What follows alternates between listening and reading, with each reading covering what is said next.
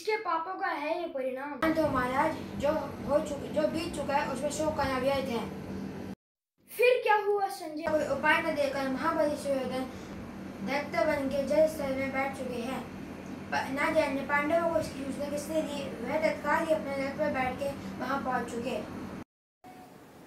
मैं पांडु पुत्र भीम ये प्रतिज्ञा लेता हूँ कि मैं जब तक दुर्योधन की जांग तोड़कर उसका वध नहीं करता तब तक मैं अपने पूर्वजों की शक्ल नहीं देखूंगा। अरे कायर, बाहर निकल, मैं भी देखता हूँ आज तुझे मुझसे कौन बचा सकता है। तेरे लिए स्वयं यमराज तेरा इंतजार कर रहे हैं। कब तक कायरों की तरह छुपा रहेगा? कब तक कायरों की तरह अपने प्राण बचाएगा?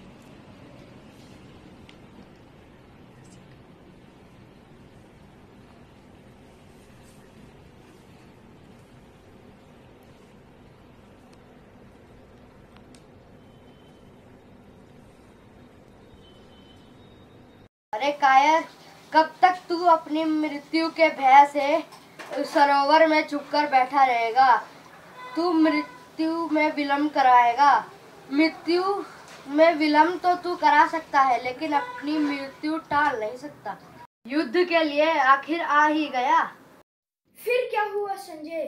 क्या युधिष्ठिर ने समय? महाराज, जब महाबली ने एक गदा मांगी तब पांडवों की तरफ से महाबली भीम गदा लेकर रण क्षेत्र में उतरे। दोनों वीरों के बीच घमासान युद्ध होने लगा। सुयोधन अमित प्रकार हमसे युद्ध कर रहे थे। ऐसा लगता था कि मानव विजय महाराज महाबली सुयोधन की होगी, पर श्री कृष्ण ने बीच में भीम को बोला कि उसकी जांघों पे प्रहार करो। तभी महाबली भीम ने एक भीष्म प्रहार उसकी जांघों पर करा। कुराज आहट होकर जमीन पर गिर पड़े।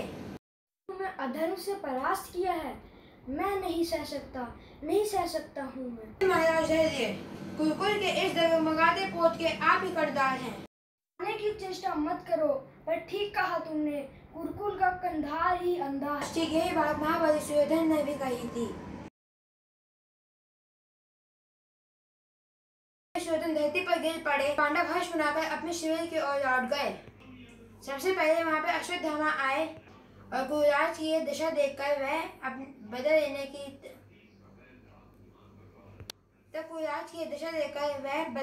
की आग में आए, पर वह चले गए। फिर युधिष्ठिर आए और सुयोधन के पास आकर झुके और शांत स्वर में बोले, तुमने गलत समझा दुर्योधन। मैं कुछ लेने नहीं, मैं देखने आया था कि अंतिम समय में मैं किस तरह निशाए निर्बल पशु की भांति तड़प तड़प कर अपना दम तोड़ रहा हूँ। यही देखने आए हो ना? मेरी मृत्यु का पर्व मनाने आए हो ना?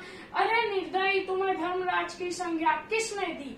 जो चैन से मन नहीं देता वे धर्म का ढोल पीटे, कैसा न्याय है? अर्थ का अनर्थ ना करो दुर्योधन, मैं तो तुम्हें शांति देने आया था। मैंने सोचा कि तुम्हें पश्चाताप हो रहा होगा। यदि ऐसा होता मैं तुम्हारी व्यथा हल्की कर सकूं, इस दृष्टि से मैं यहाँ आया था। अब भी धैर्य का डोंग नहीं छोड़ा। पश्चाताप तो तुम्हें होना चाहिए, मैं क्यों करूँ पश्चाताप? मैंने कौन सा गुरुजनों का वध किया है? मैंने अपने भावों को गुप्त नहीं रखा, ना ही मैंने षड्यंत्र किया है। ये तुम क्या कह रहे हो दुर्योधन? दुर्योधन नहीं, सुयोधन कहो धर्मराज, सुयोधन।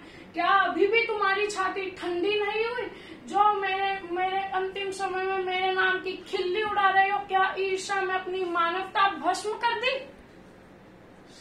क्षमा करो भाई, मेरे कहने ना कहने से क्या, आने वाली पीढ़ियां तो तुम्हें दुर्योधन के नाम से ही संबोधित करेंगी।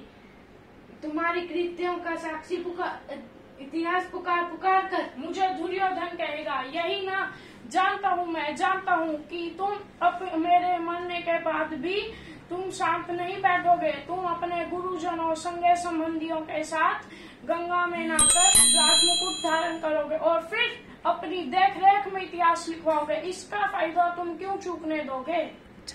मैंने सदा ही न्याय किया है सुयोधन। न्याय के लिए बड़े बड़े दुखों को चूका नहीं हूँ मैं। सगे संबंधियों को तड़प तड़प कर प्राण त्यागने का भीषण अभिशाय, अभिलाषों व अनाथों को का यह करुण चित्कार इस हृदय को दहलाने का प्रतीक है।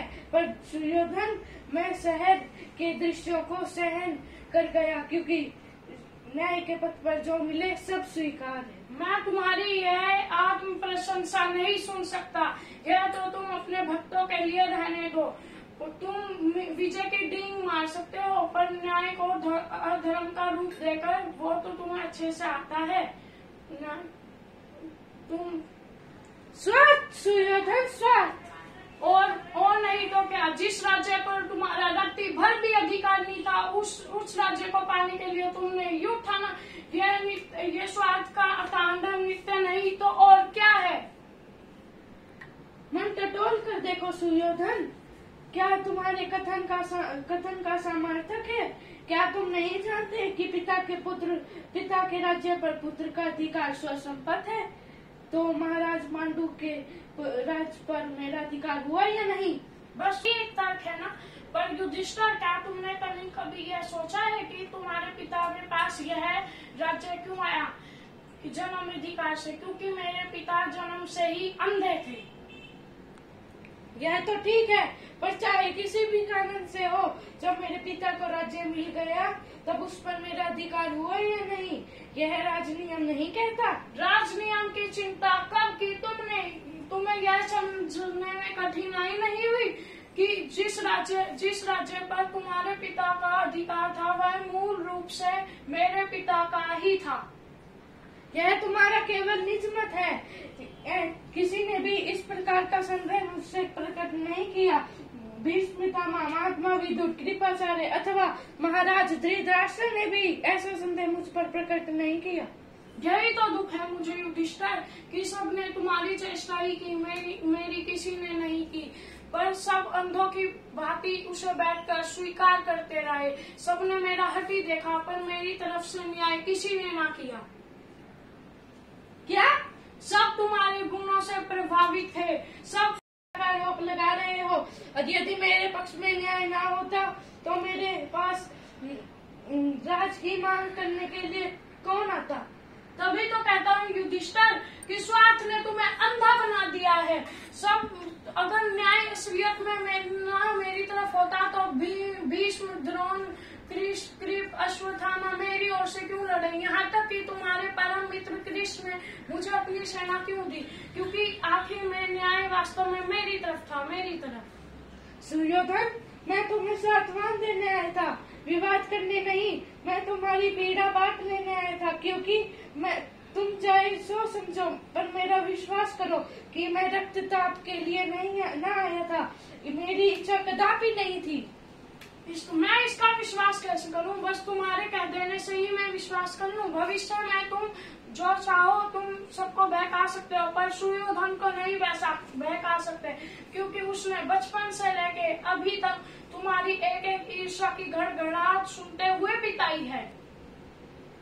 सुयोधन, मुझे लगता है कि तुम प्रलाप कर रहे हो।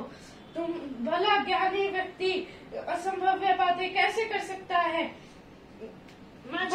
मैं जानता हूँ युधिष्ठिर कि मेरा विश्वास क्यों ही नहीं करेगा। सत्य को दबाकर उसे मिथ्या ही कह जाएगा। तभी तो तुम्हारा बल बढ़ता देखकर मेरे पिताजी ने तुम्हें आधा राज्य दे दिया। मैं तो यह जानता हूँ कि अंधे राज्य पर अब मेरा अधिकार है। सत्य को ढकने का साहस ना करो युधिष्ठिर, क्योंकि मैं भी जानता हूँ कि तुमने अर्जुन को चारों ओर दिव्य गज के लिए भेज दिया था, और फिर तुमने खेल खेल में अपने चारों भाइयों को और अपने राज्य को चट से दांव पे लगा दिया। उसी महत्वाकांक्षा के लिए तुम वनवास भेजे गए थे। जिस तरह तुमने भरी सभा में द्रौपदी का अपमान किया, मेरा अपमान भी द्रौपदी ने भरी सभा में ही किया था। और तुम यह भूल गए युधिष्ठिर कि तुमने भी भरी सभा में ही द्रौपदी को दांव पे लगाया था और उसके सम्मान की चेष्टा की थी। वह वैसे द्रौपदी नहीं थी, वह उस समय जुए में जीती हुई दासी थी। यदि जो कुछ तुम कह रहे हो वह सत्य है, तो तुम मुझ पर विश्वास करो सुयोधन कि तुमने हर घटना का उल्टा अर्थ निकाला है। जैसे जो नहीं है उसे तुमने काल्पनिक बनाया है। अपनी मरने के बाद क्या विरोचित नहीं था? एक बात पर कहाँ तक विचार करोगे युधिष्ठिर? फिर तो तुम यह भी बताओ कि जब भीष्म, द्रोण और कर्ण का वध हुआ था तो क्या वह विरोचित है? और अगर अभिमन्यु वध है तो वो विरोचित क्यों कहलाएगा? और आज जैसे भीमसेन ने मुझे जिस तरह पराजित किया है तो क्या वह विरोचित कहलाएगा? सुयोधन, तुम्हें भ्रांति हो गई है। तुम मिथ्ये और सत्य के बीच असमर्थ हो। बड़े निष्ठुर हो युधिष्ठिर। मैं तो भूल ही गया था कि तुम तो मेरी मृत्यु का पर्व मनाने आए थे, तो तुम्हें तो मेरी मृत्यु की प्रसन्न होगी ना। तो मैंने तो अपना एक एक जीवन का एक एक पल तुम्हारी महत्वाकांक्षा की टकराहट से ही गुजारा है। सावधान, इतने उत्तेजित ना हो। वीरों की भांति धैर्य रखो, शांत हो जाओ। घबराओ नहीं युधिष्ठिर, मैं सोच चुका हूँ कि तुमने मेरी मृत्यु के लिए कुछ उपाय सोच ही लिया होगा। बस 2 क्षण और फिर मैं हमेशा के लिए शांत हो जाऊंगा और मुझे इस बात का कोई पश्चाताप नहीं है। अंत में केवल साथ जाएगा। क्या?